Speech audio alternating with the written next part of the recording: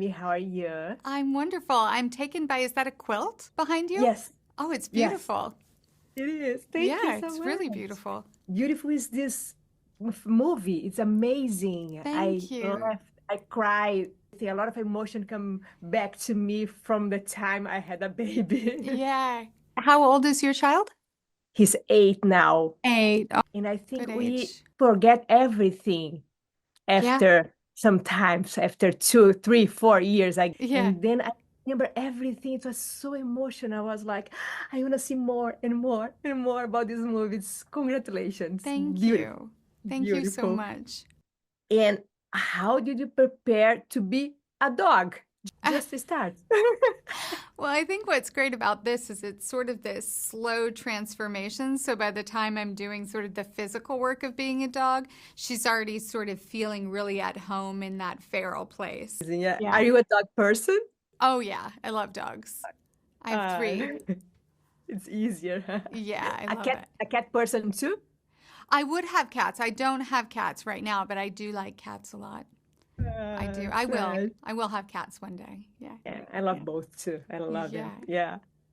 Yeah. And why do you think it was important to have a female director in this movie with kids as well? Well, I think this story was so specific about this experience and this time. And not only is Mari a female director, but she's also a mom of 2. She had just had a baby when um, this novel came to her. And I just really knew from speaking to her that she had a really personal perspective on this, but also she is just such a talented and fantastic filmmaker with such a talent for tone and she's takes risks in style, and I just absolutely love what she did with the film. Yeah, every single word I was like, wow, it's the same, it's the same. And I know. also, yeah, and also what I think is very interesting, the character doesn't have a name. It's Mother. Yeah. Why? I mean, it's like that in the book, but I believe it's basically to express this sort of lack of identity in this part of her life, and that her new identity as mother has sort of like devoured her whole identity, and she doesn't yet have. She's in between 2 places with her sense of self. So I think right now she only sees herself as mother, as she feels that that's the only way the world sees her right now. And how do you think this movie can resonate for people who doesn't have kids? Well, one of the reasons I loved the book so much and was attracted to it was also the relationship aspect and sort of what they're going through in their marriage and their communication, but also this idea of community and the way that it really expresses how much community is important. In this case, she's sort of lacking her maternal figure who has passed at this time. So, this feeling of like isolation, I think, is so identifiable, and sort of the need that we have for others to sort of support us through challenging times in our life.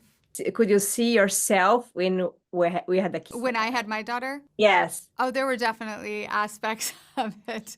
The body transformation in getting pregnant and then giving birth and then sort of getting familiar with your after, like the after having given birth self. For me, it was a new reality, and it's just it takes a lot of acceptance and patience.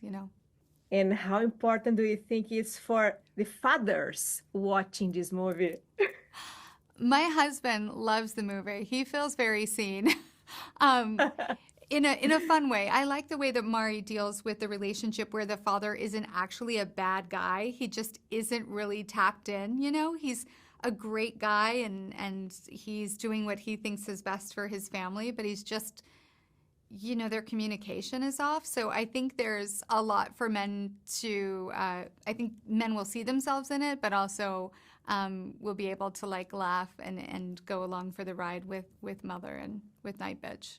Why do you think it is important to have this kind of movie that show reality about motherhood? Because today we see on Instagram a lot of things that is not reality. Yeah, I mean, I think that's why, I'm hearing a lot from people who see the film that they're like, I've never seen motherhood portrayed this way. And um, I had to think about it. And I mean, so much of what we get is a very curated presentation of motherhood. But what I love about what Mari did and what the book and the film talks about with that it's normal to feel like you're not, that you need help, or it's normal to feel like you've lost yourself a little bit. And I think by normalizing these things, we can create conversation and sort of hopefully move through it a little more easily, or at least with a lot more self-compassion. And tell me about the babies, twins babies, acting with them. How crazy was it? It was pretty crazy. I mean, they were, Scoot described it so well. At a Q&A, Scoot was like, it was like working with two meth addicts. That's what he said. He's like, you just had to like give them what they needed or else. No, they were great. They had such a fun sense of play and like kept everything very immediate and kept you very present on set, because you never knew what you were going to get with them. It was like the epitome of like being flexible in a performance, because they were wonderful in the sense that they were able to connect with everybody and really able to kind of give over to this environment on set. But sometimes they were done, and then you really had to get creative. But they were wonderful. They're so cute, so They're cute. so cute. They're so dear. So dear. I got to see them recently, and they're just, they're so sweet. Probably are big now, yeah. Yeah, I think they're 5. Wow. I know. Still just as sweet.